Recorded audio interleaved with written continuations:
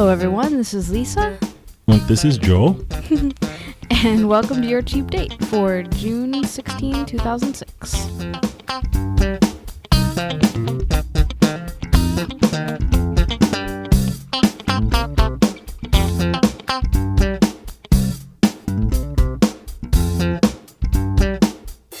That's Cheap Date, the show that asks the question. Ist das nicht ein Hühnerschnitzel? Ja, das ist ein Hühnerschnitzel. Sehr gut. Did I say that right? Oh, Fraulein? yeah, I did. You did. Oh. You said it beautifully. Danke. Fraulein. I don't know much German.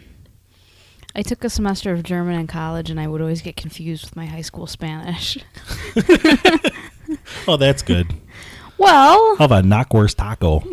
Oh, come on now. Don't be ridiculous. That just sounded really dirty, too, didn't it? Say. A sausage taco? Say. Oh. I'm just saying. I'm just listening. That's why this works so well. We were just talking about how every time Lisa and I go to IKEA and we see something chromy and shiny and industrial. How did you put it? Industrial, but with an artistic heart. Oh, okay. We refer to that as Kraftwerkian. After our favorite German techno band. So one of us will pick it up and the other one will start going. Yeah, we're losing it now. No, it's okay. This is in stereo, so it'll sound really cool. I don't know my part that well. We'll play it for the good folks at home. But anyway, so there you have it. The best road trip song ever. That's true. Autobahn. As we were whipping down I-90 out of Seattle towards the greater Midwest, we had Kraftwerk playing, Autobahn. Something for our younger or cruder listeners. I understand that in Germany there are signs on the Autobahn that say fart something. Yeah. Like, I don't know what it is. Well, that means drive. I know, but it's like fart. I don't know. It's something. And apparently it's really funny. When I was on a business trip in Germany, you saw a picture of this, in fact, when I was on a business trip in Germany with a couple of guys that I worked with. There was a sign that said zufahrt on it. Z-U-F-A-H-R-T. Is that what you're thinking of? Yeah. Oh, okay, because I have a picture of Manny standing underneath it, pointing at it, going, hey, zufahrt? No, zufahrt? Bah. Bah! We weren't getting a lot of sleep in those days. We were also we were installing computers at night and drinking in beer gardens by the day. So, oh boy, yes, and that was also the same trip that we went out to the Apple Wine House in Frankfurt, which was an awesome place. I don't know if any of you have ever been there, but have been to a place like this. But it was built in the 1200s or something like that. It was a long time ago. Let's just put it that way. Yeah. What they consider old, what we consider old in the United States is like nothing to Europeans. But we were at this Apple Wine House, and it was amazing food. But their specialty, they had the tables. They were just big. It was all like family style. These big long benches, and you sat down, and they put these big ceramic pitchers on the table, which you would think here, if you saw it at I don't know, TGI Fridays, you'd think it was like iced tea or water or something like that. Right. But it was apple wine. Oh. And you drink this stuff. And you know what? Mike's Hard Lemonade or what? Oh, Magners. That's what I'm thinking of. Stuff's got nothing. When you drink a Magners, you know you're drinking hard cider. Mm-hmm. This is wine. You drink this, it's like drinking apple cider. You don't know until you stand up after about your fourth glass. Ugh. Whoa. And you feel like a Strudelkopf. You do. You feel like a Strudelkopf, my little Liebchen. And we met this guy. What does that mean, little cabbage? No, that's French, ma petit chou. Let's not mix it up here. See all the sweet things Joe calls so me. Continental. It's hot. Hey, say. But at the Apple Wine Bar, we also met a guy who was in World War I, who didn't speak any English. He was in World War I. And then he showed us a picture of him in a soldier uniform, complete with Prussian helmet with the spike on the top. Whoa. Yeah, he just carries around with him? He was on the other side. But it was just like Mo was telling us that even when somebody doesn't speak English, they can communicate if they want to, if they care to. And this guy was great because he didn't speak. And one of the guys who was with us was from Frankfurt, so he spoke both English and German, so he was able to translate. But we really didn't need it because this guy was doing the weirdest little handkerchief tricks. I couldn't quite figure it out, but he was doing these little things where he could twist, and you know what? after the wine and everything else. Poke it into his fist and then make it vanish? Well, I know that trick. But no, it wasn't. No. It was like he'd tie it in a knot and he'd like twist his wrists around each other, and then it would look like it was like a Houdini thing. Actually, it looked like his wrists were like completely bound like this, and then he'd just go like that, and he'd pull his hands apart. We should be doing a video podcast now. We should. You guys just totally missed what I was doing with my hands. It was freaking amazing. My little Shayna Punim over here really is very neat. easily amused. Yeah. Hence my 2 years with you. Bah! Ooh. I meant that- burn, I meant that disburn, as a- sizzle. No, you should take that as a compliment. You found your perfect audience. Well, good. And that's how I take it. Okay, good. What other German do we speak? We speak Kinderegg. And Kinderegg. And there's a German deli that we've mentioned before. I know I've mentioned it in my blog. I don't know if we mentioned it on the show, but there's a German deli not too far from here. They have these salami sticks, these sausage sticks. Sometimes referred to as Landjäger, but this is better than a good Landjäger. This is like dried sausage sticks. Oh, man. I'm not so crazy about those. Oh, God. It's good stuff, The though. German food I take in small doses. Right. And, oh my God, speaking of German food. Lisa, party of two, your table is ready. Look at this. We didn't even have time to, like, do our drinks or anything like that. All of a sudden, we're sitting down in the restaurant. Amazing. And where? What service? I know. And where are we today, honey? We are at the Chicago Brauhaus. It's one of those circle of life things, isn't it? It all ties together. German. Boy, you'd think we Gosh. planned this stuff. We're not that clever. Hey, and are they playing Kraftwerk over there in the corner? No, but there is a yodeler.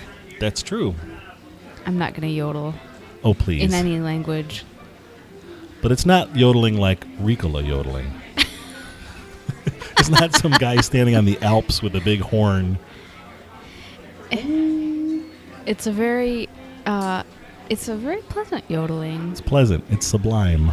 You got a little accordion, a little guitar going on. Little keyboard. He had a pretty sweet setup up there. He had a cool Roland. little, he had a Roland keyboard. He had a They're really wearing cool mixer. Real live lederhosen. Mm-hmm. And yeah, the yodeler is very good. They keep the volume at a perfect level where you can hear it and enjoy it, but you can also carry on a conversation. Exactly. Maybe it heats up later in the evening. Oh, actually it does. I've been there when it heats up. It's pretty cool. Yeah. Oh, yeah. So the Chicago Brauhaus is in the Lincoln Play Square. Trans-Europe Express. Yeah, instead of Freebird, they're calling out for this. No more Spaten for the lady. They're calling out for Supermarket from the soundtrack of Run Lola Run.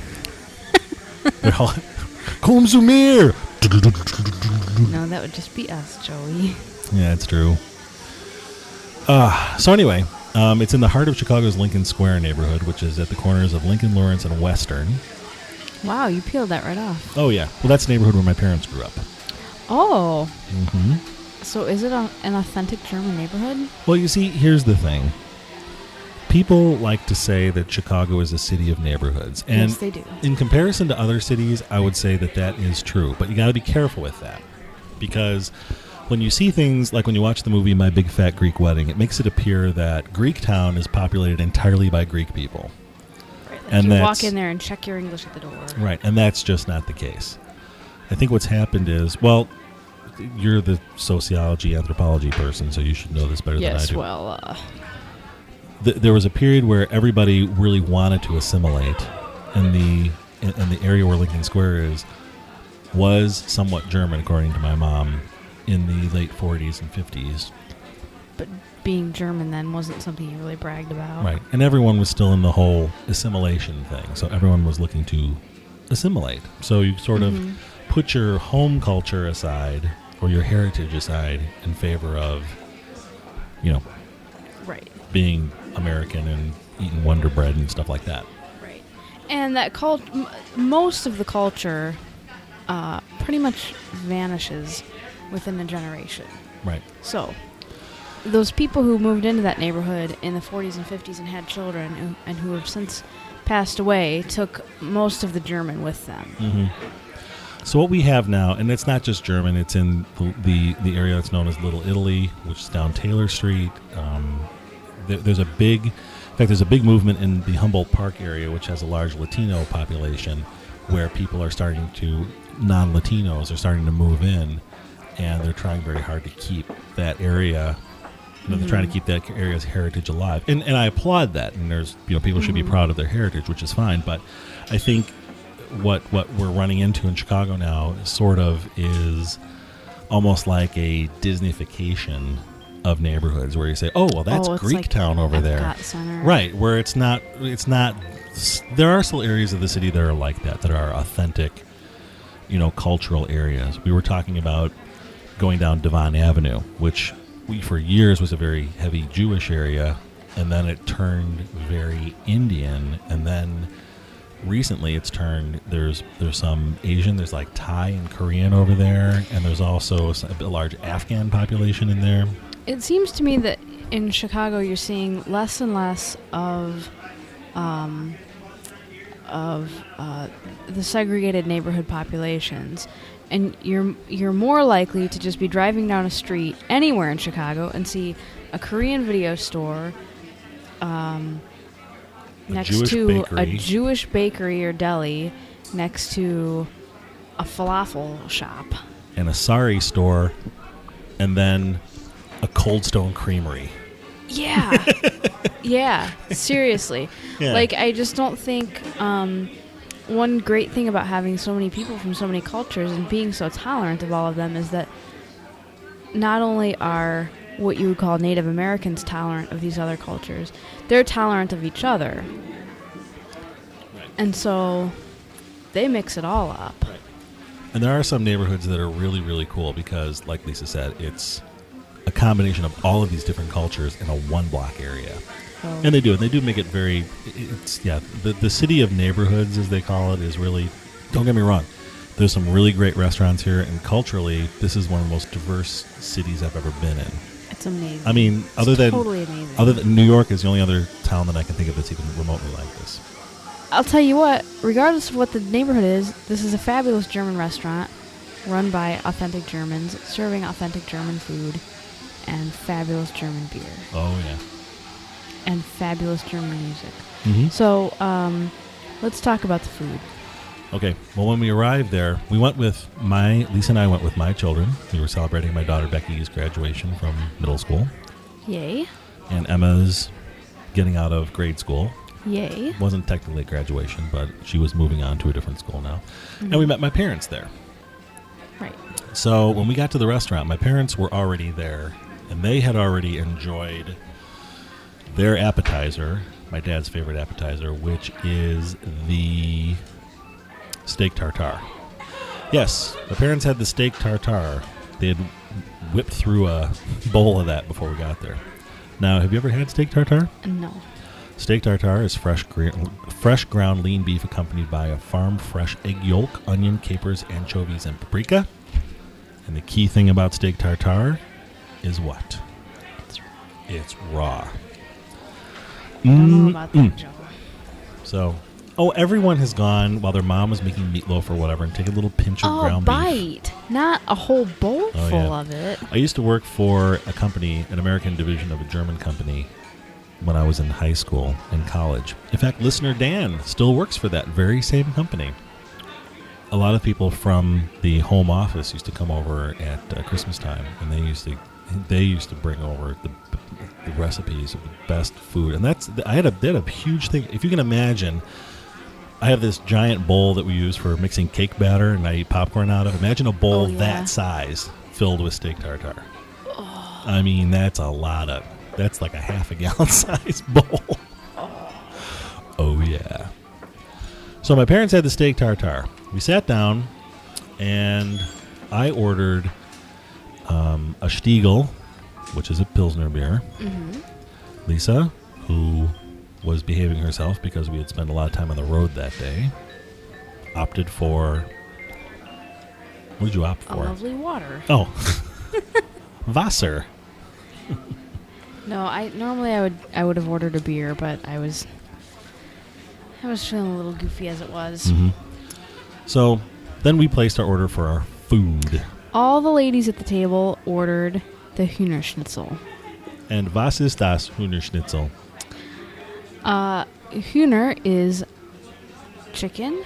Schnitzel refers to, as we just learned on the lovely internet, Schnitzel refers to the cutlet of chicken, which is breaded and fried, and at the Brauhaus served with potato and vegetable. Yum. I mean, you cannot like, when I think American food, I think breaded fried chicken, like a breaded chicken tenderloin with mashed potatoes and green beans, and that's exactly what I got. Comfort food. It was wonderful. It was. The breading is sublime. Have we said sublime already this show? Yeah, we did. We referred to the yodeling as sublime. That's right. It's the Sublime Yodelers. My band. I opened for Kraftwerk back in the 80s. Right. The Sublime Yodelers. Well, then, not to overuse that word, but the breading is fabulous. Just exactly the right amount. Crunchy, squeeze a little lemon on it, delish. Nice juicy chicken. Way to go, Rach. Hey. Go ahead. I'm sorry. You're on a roll. Go ahead. Yummo, buddy. Yum-o. And also available in the schnitzel category are Schweineschnitzel, that would be pork loin, and Wiener Schnitzel, which would be veal. Right. So schnitzel, if you're going to a German restaurant, means a cutlet, a thin cutlet usually. You probably pounded out and fried. Yeah, I'm thinking pounded out, breaded and fried, and then you're going to get a potato and a vegetable, or maybe Spätzle. Spätzle. Oh, Spätzle. What kind of? Was stealing Joe's Spätzle. What were the potato? Well, they were stealing my gravy too. My Spätzle and my gravy. They were good. What kind of what? What kind of potatoes were there? I think we all got mashed potatoes. There were German fried potatoes, French fried potatoes, mashed potatoes, or boiled potatoes. Okay. But you guys all opted for mashed. My father ordered the Brauhaus special, which is the basically a sausage platter, bratwurst, 2 kinds of bratwurst, and your choice of potato and sauerkraut. Nice. Good heavens, good stuff. I'm hearing voices. Hallway. People are out in the hallway talking. Is that Maureen? Yeah. Oh, okay. Must be. My neighbor Maureen paying a visit. Okay. Or she must be getting her groceries, and she must be with her kids or something like that. Kids, people your age. I had the beef rouladen, which is actually a dish that my grandmother and my mother made. And when my mother made it, she used to refer to it as Barbara's in the blanket, or Bobby's in the blanket, or Mary Beth's in the blanket, or Dickie's in the blanket. Or Joey's in the blanket. Or Joey's in the blanket, depending on which sibling was within earshot. The children's name, the child's name in that, of course, to be replaced with the word pig. Get it? Right. But, you hear the words pigs, and you hear the term pigs in the blanket applied to so many different things. And what rouladen is... Yeah, I always think of a hot dog wrapped in a crescent roll. Well, a hot dog wrapped in a crescent roll. You also have pancakes with sausage. You got pig... Yeah. When you go to Denny's... Oh, man, I can go for breakfast right about now, too. Oh, I can't even think There's a about Denny's that. not too far from here. Have an M&M. Yes, we're having the Pirates of the Caribbean, Jack's Gems, and Pirate Pearls. I'm eating the gems because they're milk chocolate, and Joe's picking out the pearls because they're white chocolate. Yeah. And they're actually not too bad. Boy, could we be any cuter? God. What you just heard was the sound of about 5 people fast-forwarding to the end of the show. Jesus, maybe we'll get better later on. Beef rouladen is a sirloin of beef, which again somewhere in Minnesota, someone's running for the toilet once again. Now. Okay. They take a piece of sirloin, they hammer it out, and then they take and they chop up bacon and onions, and then they take a pickle spear, put the pickle spear in the middle, and then they slather a little bit of mustard on it, just the right amount of mustard on it. They take the pickle spear at one end of it, and then they roll it up, stick a couple toothpicks in it, and then they braise it. And then after they braise it, they take it out of the oven, they put it on your plate, they pour it, my mouth is watering, they put a big slather a big glop of Spätzle on your plate, and then they take about 4 gallons of gravy and just about 4 gallons all over it. Oh my God, it's amazing. Now, if this sounds like an intense dish, I assure you it is. Mm-hmm. It's not something I could eat. I mean, which is not to say it's bad. It's just, but there's a lot going on there. Oh, yeah. You got a pickle and beef and mustard and bacon and onion and noodles and gravy. Mm-hmm. Lisa ordered this the night she met my parents. Yeah. And it was a lot of food. It was a lot of food. Mm-hmm. So that's what I had. And as we mentioned, the ladies all had the chicken schnitzel. Everything else on the menu, anything else you can imagine German. They have pork shank, they have fried chicken, they have shrimp and scallop. I would venture to say it's like classic German food. Yeah. It's not gourmet, which is not, I don't mean it's not good, but I mean it's not fancy. Right. Sauerbraten, which it's not highfalutin. There you go. They have sauerbraten, which is another one of my father's favorite things to order there. Oh, you got the red cabbage too. I got the red cabbage with that. In fact, I offered it up to anyone else at the table who wanted it. And I said and my mom said she'd take it. And then she looked at me and said, another in the family inside joke is, no thanks, I'm driving. Har har. The idea is when somebody passes you something and say, oh, would you like some red cabbage? You say, no thanks, I'm driving. I'm telling you, it's a laugh riot around my house, my parents' house. Can we talk about casual Joes? Oh, real quickly. Well, okay. You're all familiar with Sloppy Joes. Well, being the second youngest of 5 kids, of course, little Joey had about enough of being called sloppy and such. So his mom renamed them Casual Joes. Mm-hmm. So there you have it. Relaxed Joes. Casual Joes. I'm just a casual guy. Casual Joes. What's up, bruh? Laid back Joes. So everything else they have the assortment of sausages that you can imagine. You name it. From the appetizer standpoint, they have herring, they have head cheese, they have jalapeno poppers. A veritable.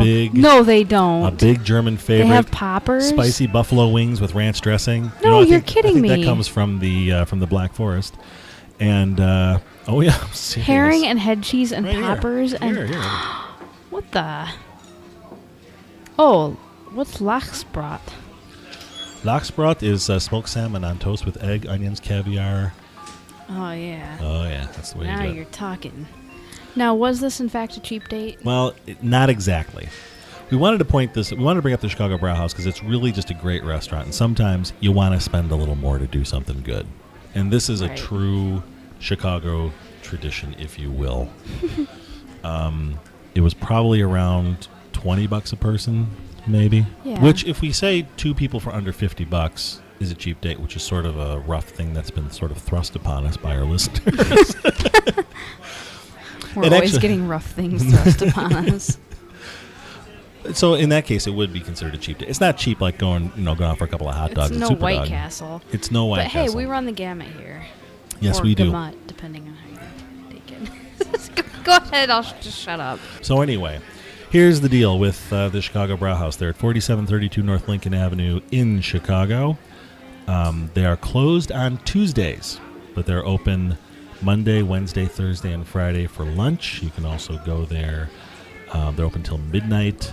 They're open 4 p.m. to midnight during the week and 11 a.m. to midnight on Saturday and Sundays. Your hosts are Harry and Gunter Kempf, and they always have something going on with there. I also should point out that the photo that's on the blog of the Chicago Brauhaus was actually taken by my daughter, Becky. Yay. Yay. Guten appetit.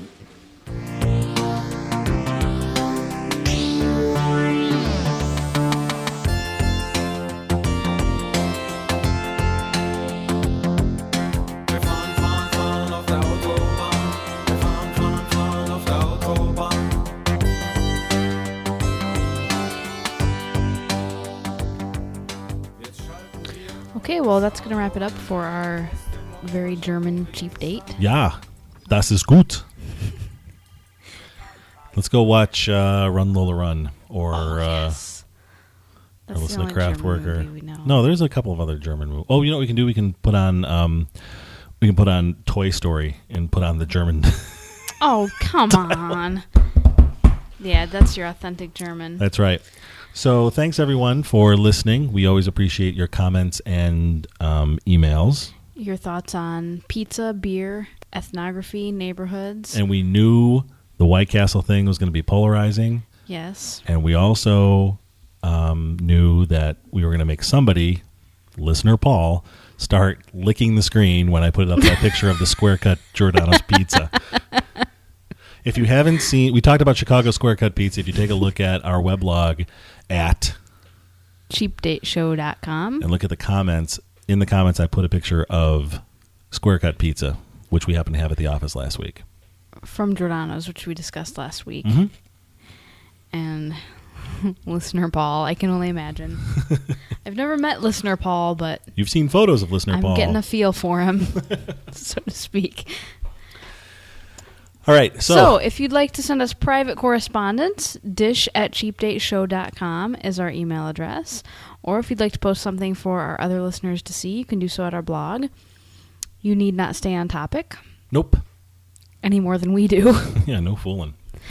And again, if you want to do a guest review of a restaurant in your area, by all means, send it to us. Yeah, we haven't had any guest reviews for a while. Actually, we were counting on a guest review from somebody who it was another podcaster, another show, and that. Well, I don't know if you can really do that because I have a feeling they've pod faded away.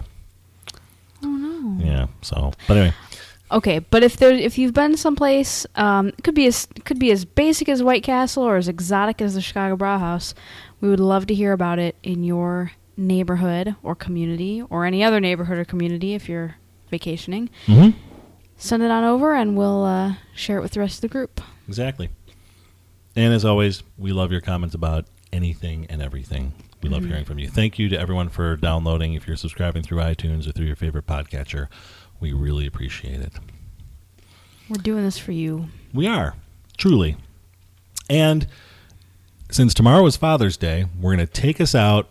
Actually, we have Adrian Ballou taking us out with a little bit of a Father's Day treat. I can't wait. Okay. Thanks for listening, everyone. We will see you next time. Good night. This podcast is proudly listed at podcastpickle.com.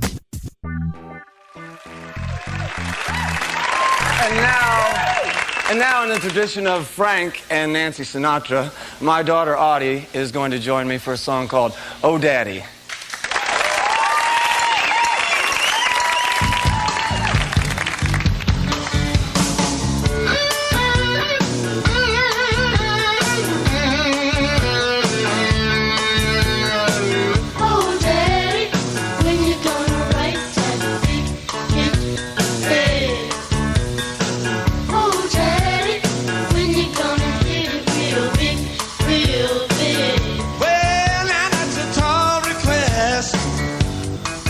Such a small little girl, but I try till I get it just right, 'cause I'm gonna make it maybe even twice a year.